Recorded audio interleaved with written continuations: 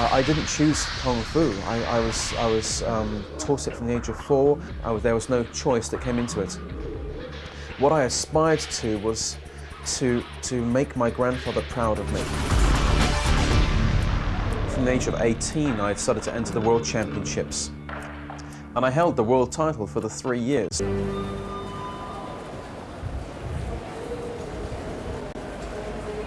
I'm going to Cyprus today. I'm flying to Paphos, and I'm not looking forward to it at all. Oh, sorry. Because this is the first time I've been back since being in prison 15 years ago. It was very hard. You know, terrorists, murderers, rapists, pedophiles, thieves, drug smugglers, all in the same place. But, you know, at the end of the day, you made friends with people, you know, whether you trusted them or not. But the best friend I made was with Jesus Christ. Because even in that prison there, I was able to speak to Jesus, and he changed my life right in this place here.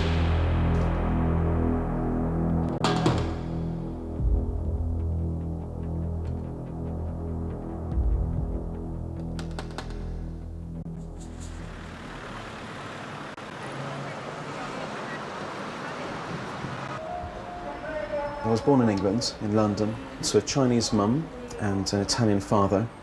And when I was born, my father contracted an illness called multiple sclerosis, which was deteriorating his health pretty rapidly.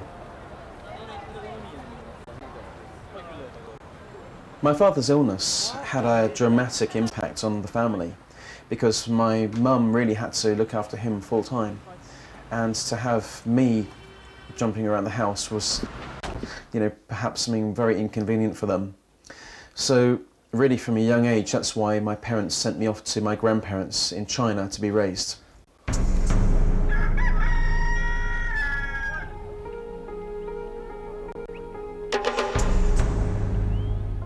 I remember crying a lot. Everything was so different. The smells, the way people looked and spoke, it was all different. I sort of realised I was in a very different place from where my mum and dad were living, because everything was so different. And you know, I really didn't understand much about where I was or anything really. I knew I was a long way from home. I lived with my grandparents for nearly 8 years, and my grandfather, he raised me in a very strict way. And he did some strange things in the very early stages of my childhood. He would rush into my bedroom when I was fast asleep in the early hours, and he would throw a bucket of cold, icy water over my body to wake me up. And we would go into the stone courtyard, and in the early hours in the morning, cold mornings, my grandfather would do these exercises, these movements.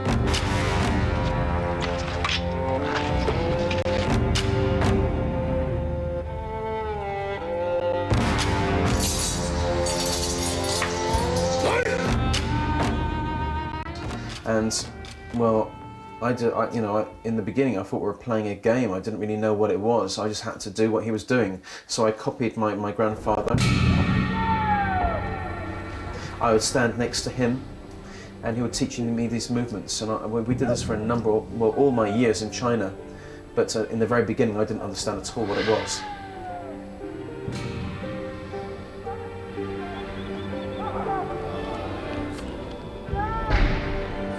I now know that my grandfather was a grandmaster in Kung Fu, and Kung Fu has been a tradition in my family for nearly 500 years, passed down through the generations. I'm the only boy, male, left in the family. All my cousins, all 33 of them, are all girls.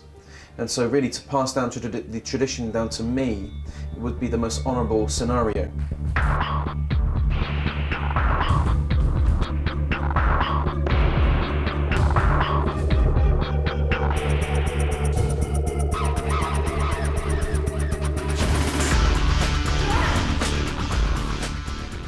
Well, Kung Fu was first developed by an Indian monk called Bodhidharma. The Chinese refer to him as Taimo. And he travelled from India to China to spread the Buddhist teachings. And when he went to China, he went to northern China by the Hanxi Mountains. And he basically went to the Shaolin Temple.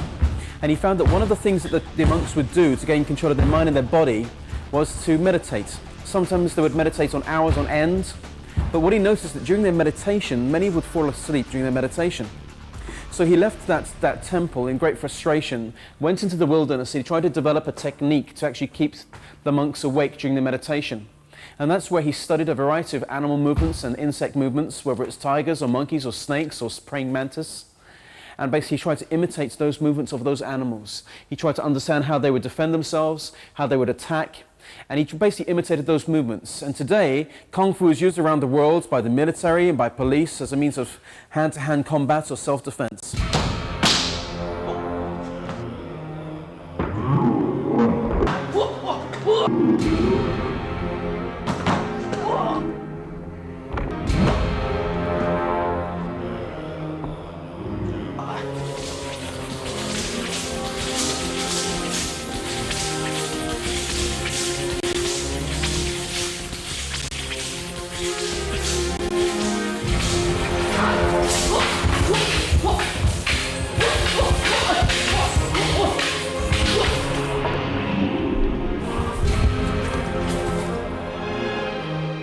In many respects, the animal is far more powerful than the human in terms of its control of its body, you know? In terms of our mind power, you combine the two and they're very powerful together.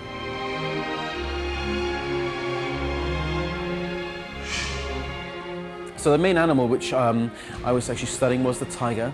So we're going to Tai Chi Quan, and really we tried to understand and actually we followed this animal and we kept a distance, the tiger. It was a reasonably tame tiger that lived near to the village where we lived, and in Guangdong, and near to this mountain. And it was a reasonably tame animal, and I tried to imitate all of its movements, the way it would attack, the way it would defend itself, and I harnessed this skill.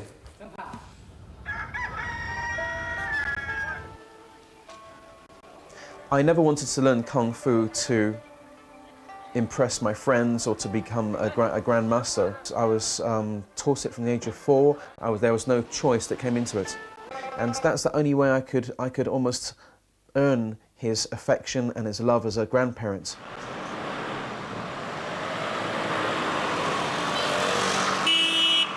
By the age of 12, my mum and dad had saved enough money for me to live with them. They were living in North London in a council flat, which was given to them by the government. And they had a room for me to stay in. And we arranged that by the age of 12 I could return to England. I was very excited, but the other emotion was I was very scared as well, because I really felt like I was laying foundations and roots in China now. Even though it was hard and it was very high discipline, it was what I became very used to and accustomed to. Where's your bag, Ethan? Do you want to go and get it for me, please? Sure. No, go and get it.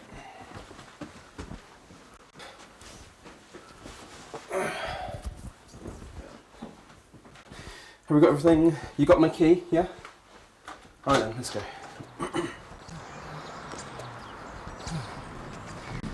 Well, shall we say a little prayer? Go on, you go first. My grandfather laid a lot of instructions for when I came to the UK to continue training in martial science, in Kung Fu. And he arranged through the International Kung Fu Federation in Geneva, the IKFF, to sponsor me to continue learning martial science. And they made an arrangement with a school in London.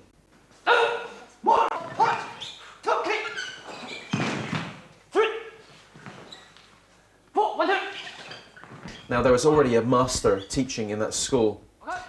We call them Shifu. And I was more advanced than this master. But he was older than me, and so he became my mentor. So he basically allowed me to continue training my technique, and I was actually involved in teaching others at that young age.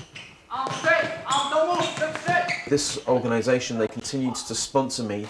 They paid for me to travel back to Asia, to Pakistan and Thailand and China, and really we would enter all sorts of different competitions as well there.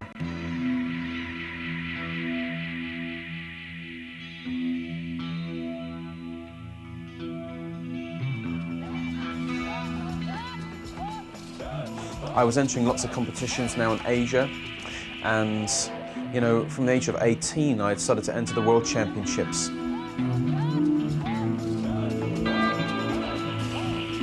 And I was entering the World Championships between 1987 and 1989, and I held the world title for the 3 years.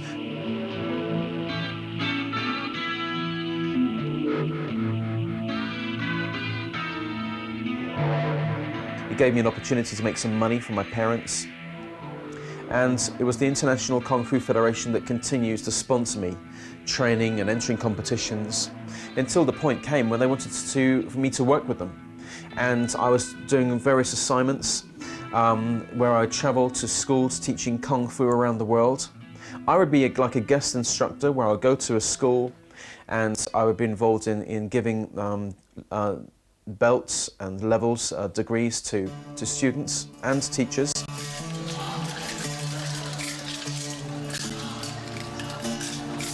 You know, I did that for a while, but then I really finally got the opportunity to transfer to the security division of our organization.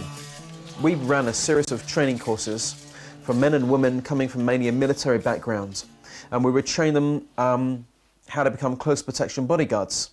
These were people that left the army that wanted to go and develop a career as a bodyguard. SWAT courses, which are special weapons and tactics, anti-terrorist courses and bomb disposal, driving tactics and language courses, and there was just no end to courses. And I was one of their instructors, and I was training hand-to-hand combat.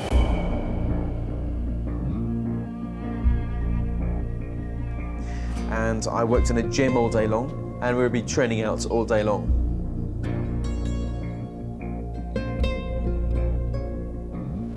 It was at this point where some of my friends, they challenged me to actually become a bodyguard myself.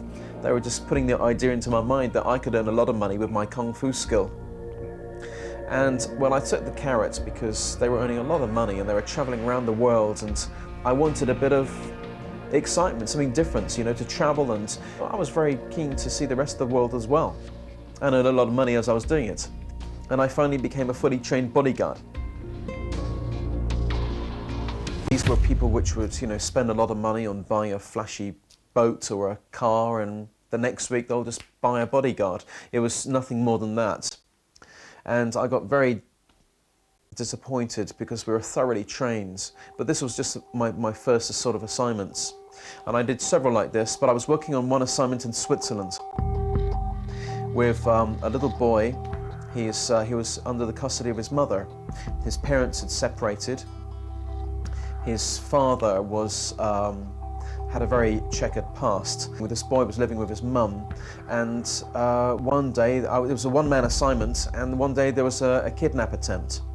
And it was a real mess because there was a very large mansion, a very large driveway, and there was a gatehouse where there was a security guard. And this guard allowed to come onto the premises. And I just received the news. Now what I should have done is I should have taken that boy immediately to a safe place, to a safe spot. I should not have left his side, but I left him. And they were there to kidnap this boy with guns. There was a close combat situation where I fought with these people, even though they had firearms. It was obviously arranged by the father. That's what it was assumed, although that was never proven, but that's what we assumed was the case. Well, anyway, in that situation, I was able to turn the situation around, and I looked like the good guy. But actually, I did not follow the procedure. I did not follow the protocol. I should not have left that boy's son. I put that boy. I should have stayed by him all the way, but I put his life in jeopardy. But because the boy was not kidnapped, I was promoted. And that's where they moved me to work with diplomats.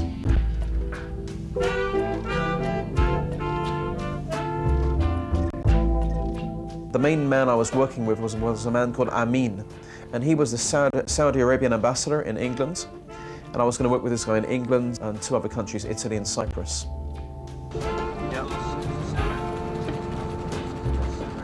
Cyprus is a lovely island to come to for so many people, for its beaches, its sun. It's a lovely place to be. Great food.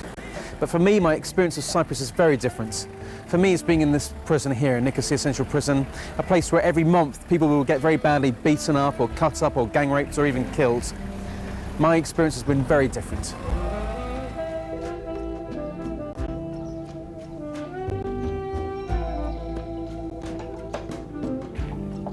Well, Amin was a very generous man. He certainly enjoyed the good life, and when he was in the Western countries, he would gamble in casinos, so it was very lucrative for him. You know, he wanted to give me a little gift. Well, it was a big gift. It was a wad of money, about that thick, without exaggerating. And he offered me this money gift, and he said to me, "Tony, you're doing a great job for me, and I just wanted to, this is a little way of saying thank you." And he did this with many of his other staff as well. And I thanked him courteously, and I was making my way to the door when he just said, "Tony, can I just ask you to do me one little favour?" And he said, "Somebody owes me money and they haven't paid me this money. It's from a gambling debt.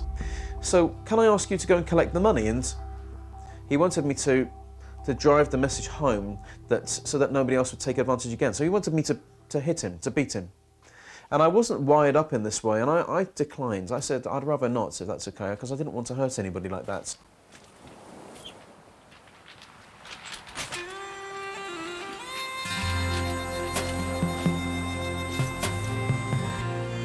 I was engaged to a girl called Aya from Sweden.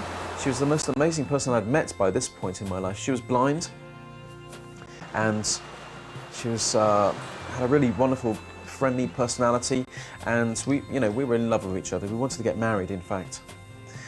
But when I was in Italy, she was in a friend's car in England, and they were involved in a car accident with joyriders, and she was killed in this car accident. I was lying awake last night, waiting for your call. But if the rumors are true... And I received news by telephone, and I began to become very bitter and twisted and angry, and I didn't want to live anymore, and I felt very suicidal.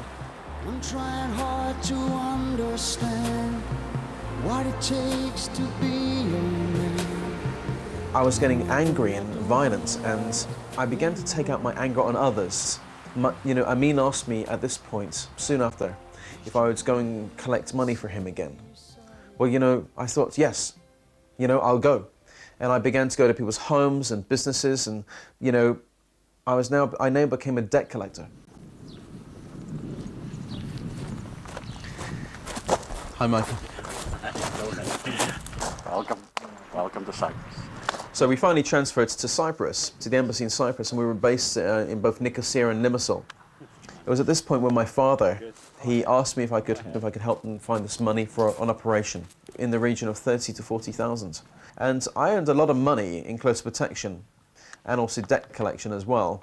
But I didn't have that money on me because I was living a loser's life. And I figured to myself, I'll just do some extra debt collection. I was collecting a debt from somebody living in a five-star hotel. And I broke into this five-star hotel, and this was like a palace up there. And I made the person pay me the money, and I took extra money, but it wasn't enough. I beat them up, and when I left their room, I was going to leave the hotel, but I thought to myself, if that guy was so rich and he's living in there, then I'll break into all the other rooms as well, on that floor. And so I broke into all the other rooms on that floor, and I would steal the money. Hi.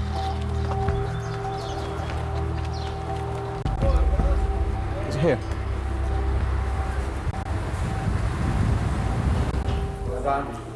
I'm standing in the Limassol Central Police Station. I feel so nervous to be here. My heart's beating, pounding me. Obviously, when I committed those crimes, I was obviously arrested, and I was brought here to this police station, and I probably spent near to maybe a month in the remand cell, which is I think somewhere behind me, and it was very hard going. We had a pile of crimes that high. I wouldn't speak to the CID officers. You know, I was very stubborn and very hard, but they would beat me to speak, and they were playing good cop, bad cop. You know, eventually I admitted to everything, but in total I did about a month in this remand cell, which is a very, very badly kept cell. Soon after that, they sentenced me to a 3-year prison sentence in Kesytä Central Prison. Oh, that's how they, okay. I remember him as well. You remember Paula?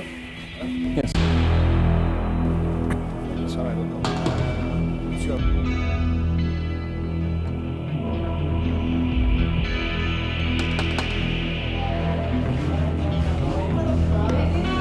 The life inside this prison was really horrific for me when I first arrived here. 15 years ago, it was a very different place to what it is today. Every day was a day for self-preservation, because there would be people doing horrible things to each other in this place. And so from day one, I was very violent.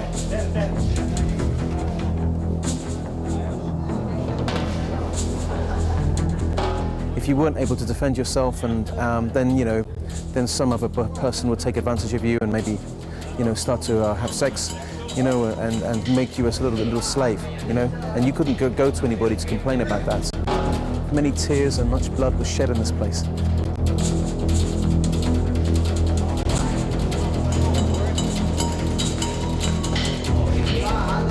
The prison officers were very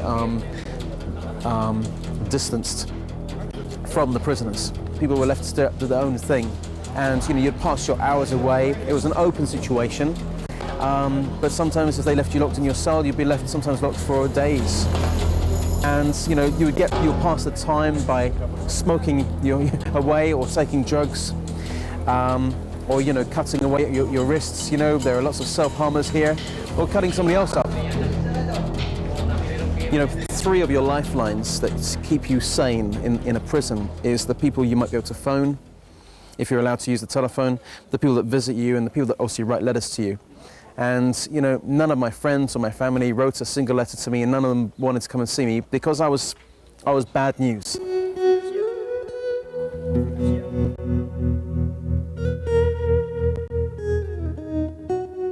But the one thing that really spoke into my life was I got this letter from a complete stranger. My own friends and family couldn't be bothered to write to me or visit me, but this stranger wrote to me, and that really spoke into my life.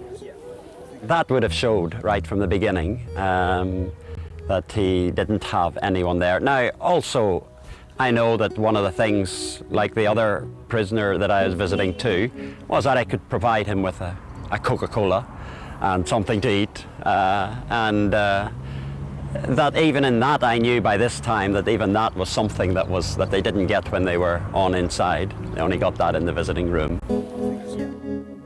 I was starting to think, why does this guy want to see me? What, does he want to convert me or make me some sort of Bible basher? And I was pretty sure he wanted to change me or get something from these visits. It was a while before Tony started to talk about the things that were going on inside. I mean, I was a stranger to him. He was a stranger to me, so he wasn't going to open up and everything to me right from the beginning.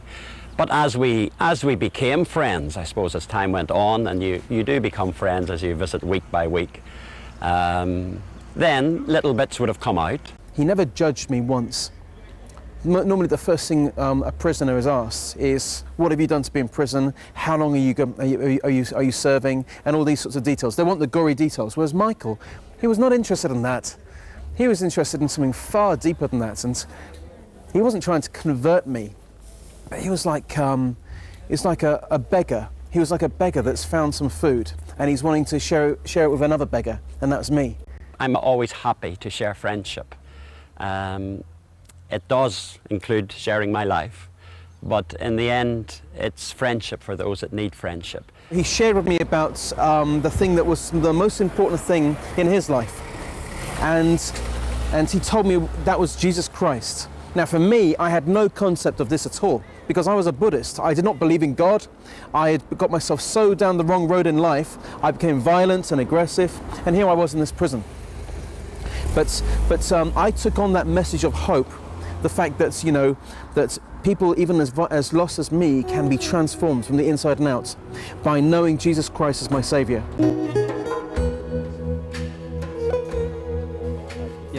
Yeah.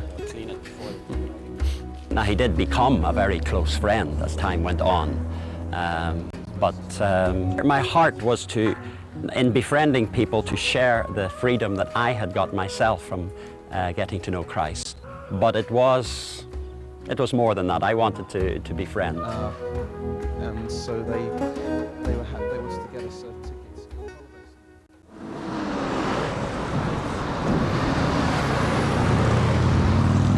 You know, being caged up for 3 years, where literally every single month some guy would get beaten up or cut up or gang raped or even killed. It just does something to your brain. And so I've had it really hard to just be in society, you know.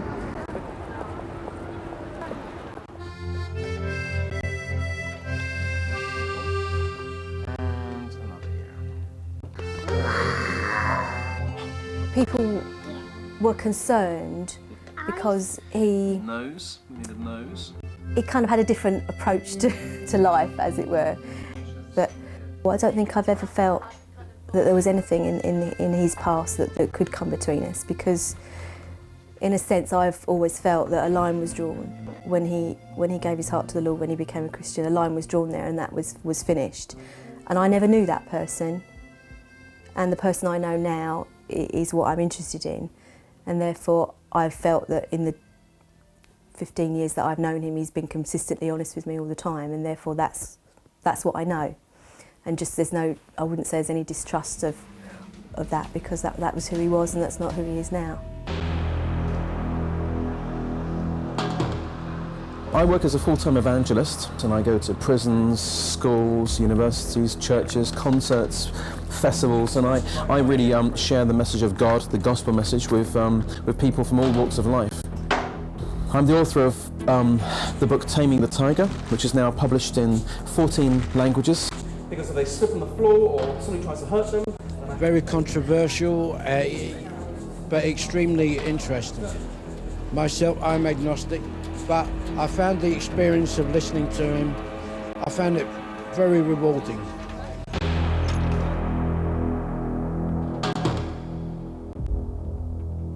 I called on the name of Jesus Christ, and Jesus saved my life in a